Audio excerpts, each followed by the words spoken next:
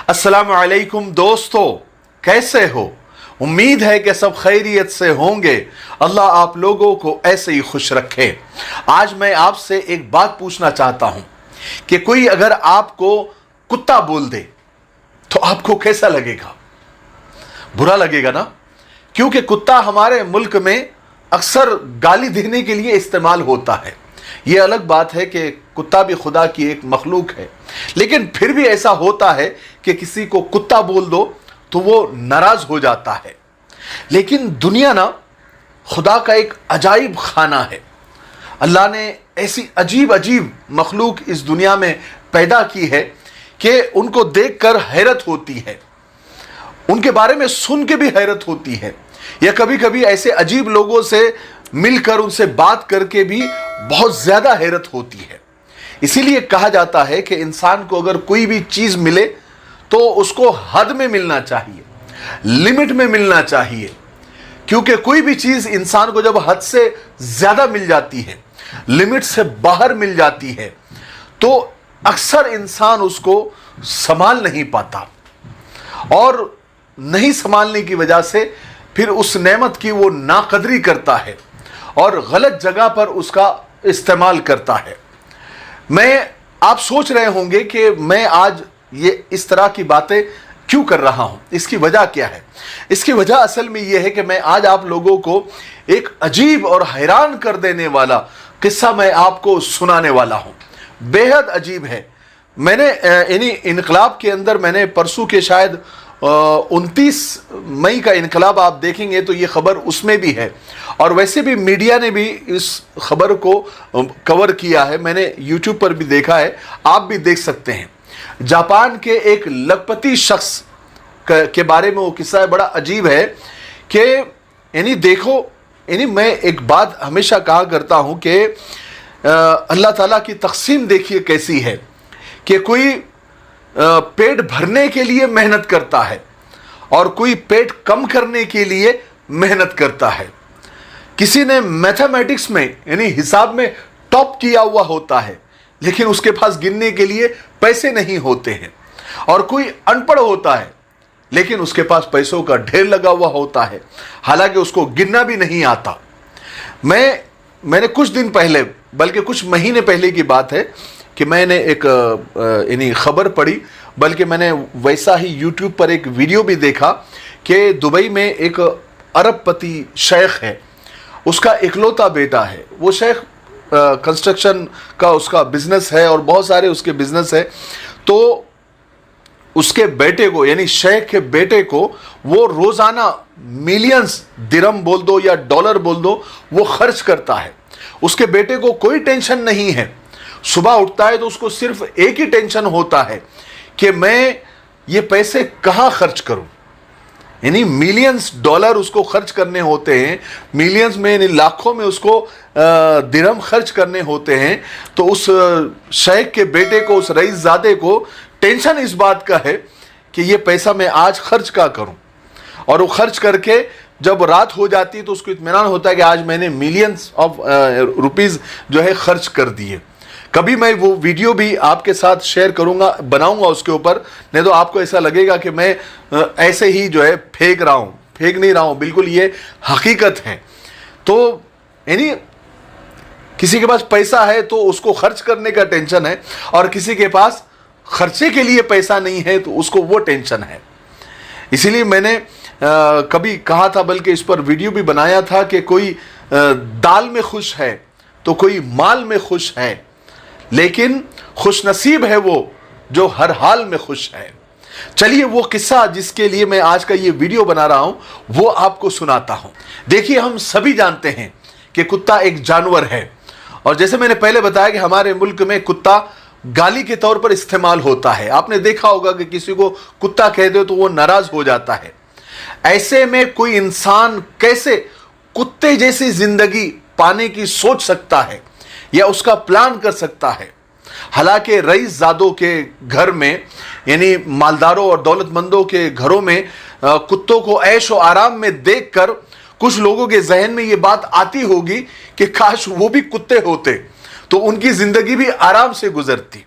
ऐसी बातें दिमाग में आती है ना, خیر ایسی باتیں تو انسان ذرا مذاق میں سوچتا ہے اور کبھی کبھی کہہ بھی دیتا ہے، لیکن جاپان کے رہنے والے ایک شخص نے اس بات کو بہت زیادہ سیریسلی لے لیا، یعنی سنجیدگی کے ساتھ لے لیا۔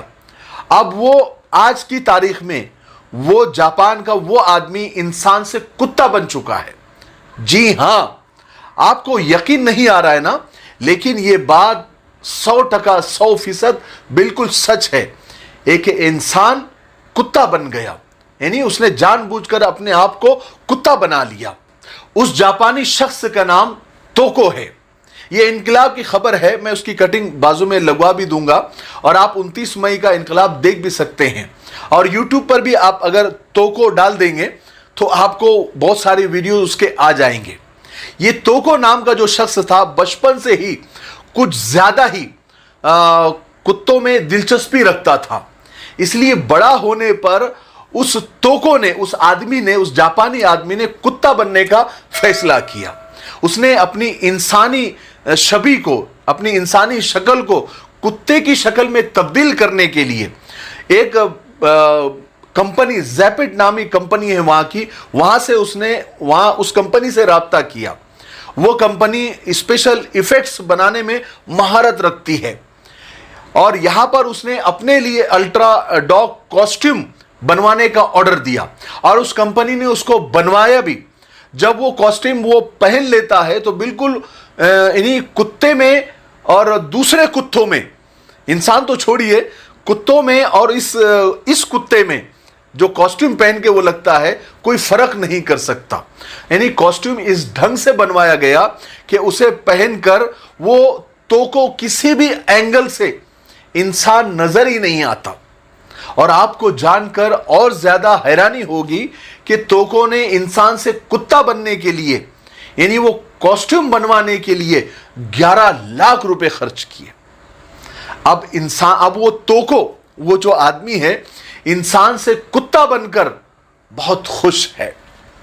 اب مجھے اس بات کی خبر نہیں ہے کہ اس کتے کو، جو اوریجنل کتوں نے اس کی قوم میں اس کو ایکسپٹ کیا ہے کہ نہیں کیا ہے، یعنی کتوں کی کمیونٹی نے اس کو ایکسپٹ کیا ہے کہ نہیں کیا ہے۔ یعنی مجھے آج بڑی یہ خبر سن کر تو مجھے حیرت ہوئی، 2-3 دن سے میں سوچ رہا تھا کہ یہ خبر میں آپ لوگوں کے ساتھ شیئر کروں کہ بڑی عجیب ہے، اور مجھے بڑی اچھی بات یاد آئی ہے کہ انسان اگر واقعی میں صحیح راستے پر چلے تو فرشتوں سے بھی وہ آگے بڑھ جاتا ہے، فرشتوں کو بھی پیچھے کر دیتا ہے، اور جب راستے سے انسان بھٹک جاتا ہے تو وہ حیوانوں کو بھی شرمندہ کر دیتا ہے۔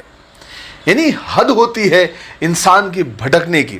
اللہ نے انسان کو اشرف المخلوقات بنایا، تمام انسانوں میں، یعنی تمام مخلوقات میں انسان کو ٹاپ کی مخلوق بنایا۔ اشرف یعنی سب سے بڑی اور سب سے اشرف، شریفوں سے بھی زیادہ اشرف المخلوقات بنایا۔ لیکن آج انسان اتنا بھٹک گیا ہے کہ وہ یعنی کتا بننا چاہتا ہے۔ کیا حد ہوتی ہے۔ بس یہی قصہ آپ لوگوں کے ساتھ شیئر کرنا تھا۔